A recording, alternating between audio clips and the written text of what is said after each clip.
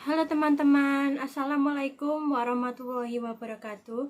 Selamat datang di channel aku, Vinola Octavina. Di sini saya akan menjelaskan tentang anatomi fisiologi sistem respirasi.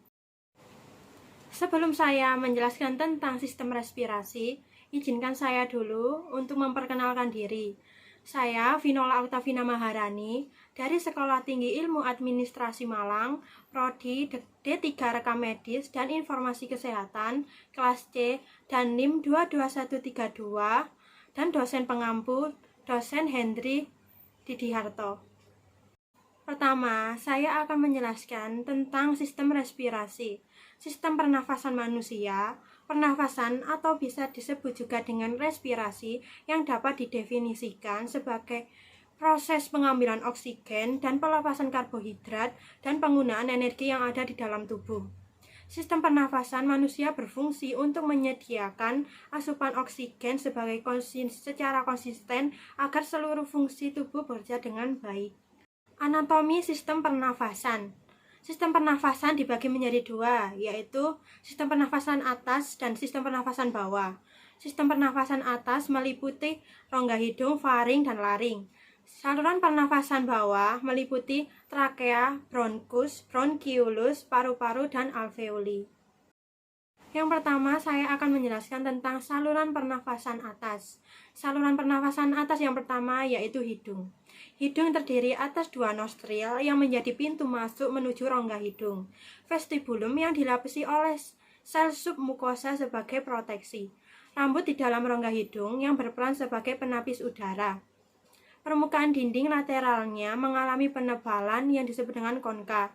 Konka berfungsi sebagai proteksi terhadap udara luar karena strukturnya berlapis. Fungsi hidung yang pertama sebagai jalan nafas, yang kedua pengatur udara, yang ketiga pengatur kelembapan udara, yang keempat pengatur suhu, dan yang kelima yaitu pelindung dan penyaring udara. Dan saluran pernafasan atas yang kedua yaitu faring. Faring bagian belakang dari rongga hidung dan rongga mulut, berbentuk seperti tabung, corong, dan sebagai jalan udara dan makanan. Merupakan tempat persimpangan antara jalan pernafasan dan jalan makanan. Bagian di mana pemisahan antara makanan dan udara terjadi terdapat di bawah dasar tengkorak, di belakang rongga hidung dan mulut setelah depan ruas tulang leher. Adapun fungsi faring yang pertama yaitu menyaring udara oleh rambut getar yang disebut juga spilia, dan yang kedua menyeimbangkan tekanan udara, dan yang ketiga yaitu tempat rangsangan bersin terjadi untuk mengeluarkan benda asing. Faring terdiri dari tiga bagian.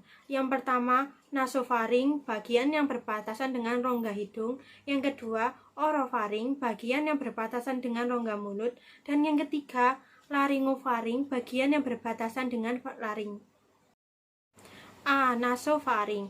Nasofaring adalah bagian atas tenggorokan atau faring yang terletak di belakang hidung. Nasofaring berbentuk seperti sebuah kotak berongga dan terletak di bagian lunak atap mulut dan terletak di bagian hidung. Nasofaring berfungsi untuk melewatkan udara dari hidung menuju tenggorokan yang akhirnya ke paru-paru. Yang kedua, orofaring merupakan bagian faring yang terletak di belakang rongga mulut. Dilewati udara dan makanan sehingga berperan dalam sistem pernafasan dan sistem pencernaan. Pada bagian dinding lateral atau bagian kanan dan kiri terdapat tonsil palatina. Tonsil tersebut merupakan massa jaringan limfatik. Fungsi tonsil tersebut yaitu untuk melindungi dari infeksi. Dan yang terakhir yaitu laringofaring. Laringofaring atau hipofaring adalah bagian paling akhir faring dan tempat bertemunya saluran pernafasan dan saluran pencernaan, sehingga bagian ini dapat dilewati udara maupun makanan. Pada bagian ini terdapat pita suara dan epiglotis atau katup pangkal tenggorokan atau trakea. Saat menekan makanan, epiglotis menutup laring sehingga makanan tidak masuk ke dalam tenggorokan. Namun sebaliknya, pada waktu bernafas, epiglotis akan membuka sehingga udara masuk ke dalam laring kemudian menuju tenggorokan atau trakea. Dan saluran pernafasan atas yang selanjutnya yaitu laring. Laring adalah bagian dari saluran pernafasan bagian atas yang merupakan suatu rangkaian tulang rawan yang berbentuk corong dan terletak setinggi vertebrata cervicalis. Laring tersusun dari 3 kartilago besar yang tidak berpasangan, cricoid, thyroid, epiglottis. 3 kartilago kecil yang berpasangan, arytenoids, corniculate, cuneiform, dan sejumlah otot interistik. Adapun fungsi laring, yang pertama menghasilkan suara. Yang kedua, laring memiliki organ yang disebut pita suara yang berperan sangat penting dalam pembentukan suara.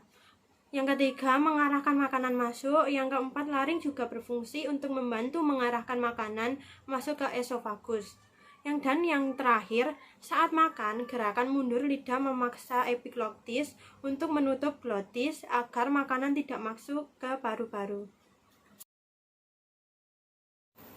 Yang selanjutnya, saya akan menjelaskan tentang saluran pernafasan bawah. Yang pertama, trakea atau batang tenggorokan. Berbentuk pipa tabung, memiliki diameter sekitar 20 sampai dengan 25 mm dan panjang sekitar 10 sampai 16 cm. Tersusun atas 20 tulang rawan berbentuk cincin yang kuat tetapi fleksibel. Terletak bersebelahan dengan esofagus, kerongkongan, yaitu saluran pencernaan. Trakea menghubungkan laring dengan bronkus dan menjadi jalan bagi udara dari leher ke bagian dada. Dan yang selanjutnya yaitu bronkus, merupakan cabang batang tenggorokan atau trakea yang menjadi 2 bagian, yaitu bronkus kanan dan bronkus kiri. Fungsi utama bronkus adalah menyediakan jalan bagi udara yang masuk dan keluar dari paru-paru. Bronkus yang ke arah kiri lebih panjang, sempit, dan mendatar daripada yang ke kanan. Bronkus kanan akan bercabang menjadi 3 bronkiolus, sedangkan bronkus kiri bercabang menjadi 2 bronkiolus. Dinding bronkus terdiri atas 3 lapis, yaitu jaringan ikat, otot polos, dan jaringan epitel. Seperti pada trakea, perbedaannya adalah bahwa dinding trakea jauh lebih tebal dan cincin tulang rawan pada bronkus tidak berbentuk lingkaran sempurna. Struktur lapisan mukosa bronkus sama dengan trakea, hanya tulang rawan bronkus berbentuk tidak teratur, dan pada bagian bronkus yang lebih besar, cincin tulang rawannya melingkari lumen dengan sempurna. Di dalam bronkus ada bronkiolus. Bronkiolus adalah percabangan kecil-kecil dari bronkus. Bronkiolus tidak terdapat cincin tulang rawan. Bronkiolus akan berakhir pada alveolus. Dan selanjutnya yaitu paru-paru. Terdiri dari 2 bagian, yaitu paru-paru kanan pulmodextra yang terdiri atas 3 lobus dan 10 segmen. Paru-paru kiri pulmosinistra yang terdiri atas 2 lobus dan 8 segmen. Paru-paru dibungkus oleh 2 selaput yang tipis yang disebut dengan pleura. Selaput bagian dalam yang langsung menyeliputi paru-paru disebut pleura dalam, pleura visceralis, dan selaput yang menyeliputi rongga dada yang bersebelahan dengan tulang rusuk disebut pleura luar, pleura parietalis. Di antara selaput tersebut dengan paru-paru terdapat cairan limfa yang berfungsi untuk melindungi paru-paru dari gesekan pada waktu mengembang dan mengempis. Selanjutnya yaitu alveolus. Di dalam paru-paru terdapat kantong udara sebagai tempat difusi gas, yaitu alveolus. Permukaan alveolus dilengkapi kapiler darah sehingga memungkinkan terjadinya difusi gas. Merupakan saluran akhir dari sistem pernafasan. Alveolus berupa gelembung-gelembung udara. Pada bagian alveolus ini terjadi pertukaran oksigen dari udara bebas ke sel-sel darah dan karbon dioksida dari darah ke udara bebas. Pertukaran ini terjadi secara difusi yang berhubungan dengan kapiler-kapiler darah. Sekian penjelasan dari saya. Kurang lebihnya mohon maaf, dan jangan lupa subscribe YouTube saya, Vinola Octavina, dan jangan lupa juga subscribe YouTube saya dan teman-teman saya, Akas Official, dan juga follow IG saya, Vinola Octa.